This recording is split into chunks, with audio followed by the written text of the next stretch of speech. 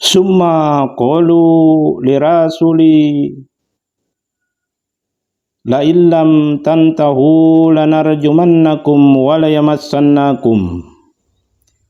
Selanjutnya mereka berkata kepada utusan itu, sesungguhnya jika kamu tidak berhenti menyeru kami, niscaya kami akan merajam kamu dan kamu pasti akan mendapat.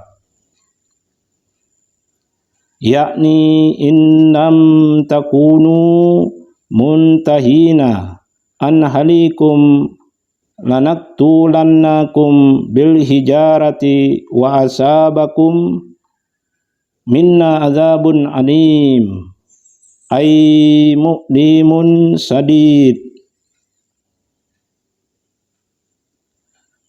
Maksudnya, jika keberadaan kalian tidak menjadi orang-orang yang menghentikan diri dari tujuan kalian, maka kami akan membunuh kalian dengan batu dan menimpa kalian siksa yang pedih dari kami, yang sangat menyakitkan lagi hebat. Jadi, jika utusan itu tidak menghentikan risalah yang disampaikan ke penduduk kota, maka ketiga utusan itu akan mereka siksa. Yang menyebabkan seorang manusia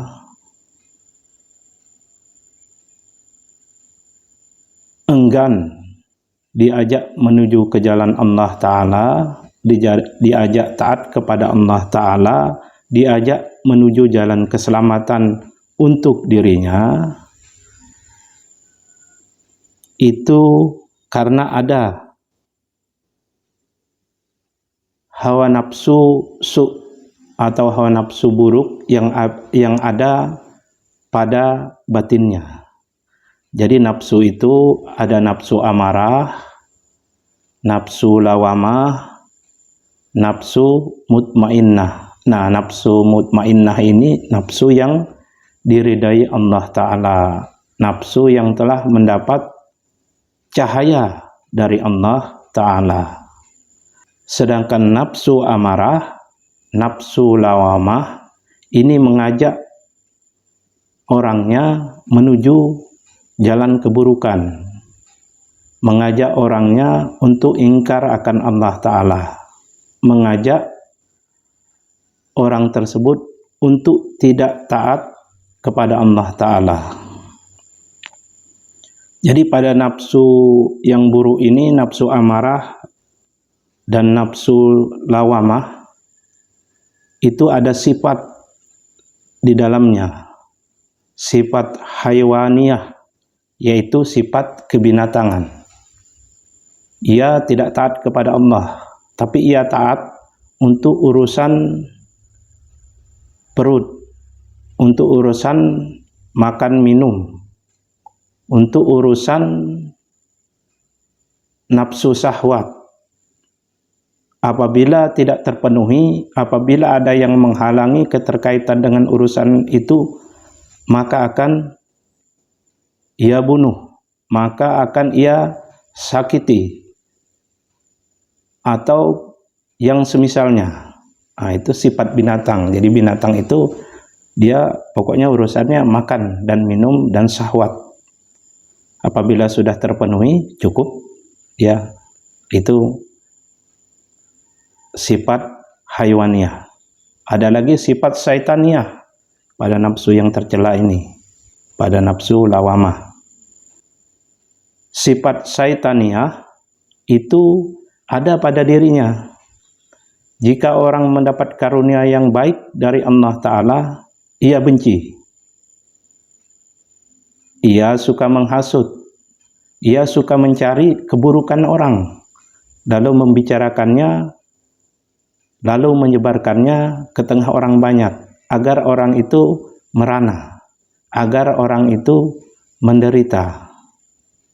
Jadi itu sifat-sifat syaitaniyah. Jadi syaitan itu senang jika anak cucu Adam dalam keadaan menderita, dalam keadaan merana, dalam keadaan berputus dari rahmat Allah Ta'ala.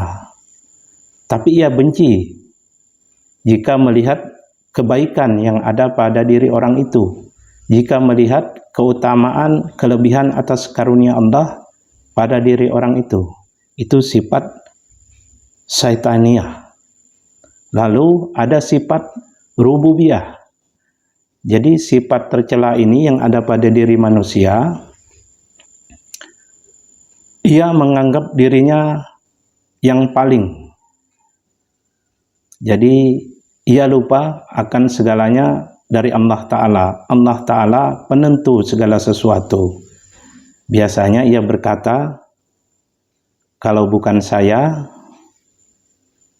kalau tidak ada saya, jadi ia dirinya terus yang ditampakkannya sebagai penentu segala sesuatu. Ini yang dibisikkan setan, yang dibangkitkan setan, takabburnya atau sifat sombongnya. Ini sifat rububiyah. Dia bersifat seperti Tuhan. Ini berbahaya, jadi harus dikenali sifat-sifat itu agar kita selamat saat kita kembali. Karena semua sifat itu yang akan mencengkeram ruh kita saat kita sakaratul maut, saat ruh akan berpisah dari jasad. Sifat-sifat itu yang mencengkeram kuat, terasa sangat sakit, sehingga dapat merusak keimanan kita. Karena pada saat orang sakaratul maut itu setan kuat menggoda. Setan akan bersemangat, akan terus menggoda, karena itu langkah dia terakhir untuk menyesatkan orang. Jika dia berhasil di situ, maka setan itu sukses. Jika dia gagal di situ, maka setan itu merana.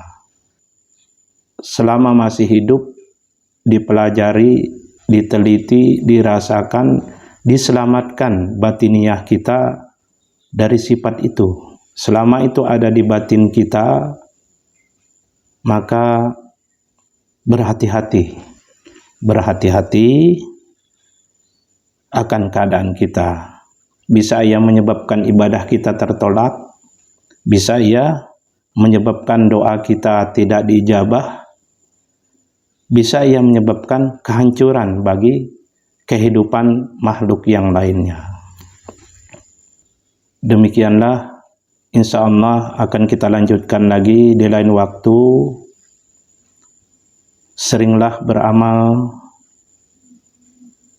menuju keridhaan Allah, baik dengan membaca surah Yasin, mendengarkan surah Yasin, atau berbuat sesuatu sehingga sebab terjadinya pembacaan surah Yasin itu. Semoga Allah melimpahkan keberkahan dari apa yang diamalkan, dari apa yang dibaca itu. Wa sallallahu ala sayyidina Muhammadin nabiyil ummi wa ala alihi wa sahbihi wa barik wa sallam. Subhana rabbika rabbil izzati amma yasifun wa salamun alal mursalin walhamdulillahi rabbil alamin.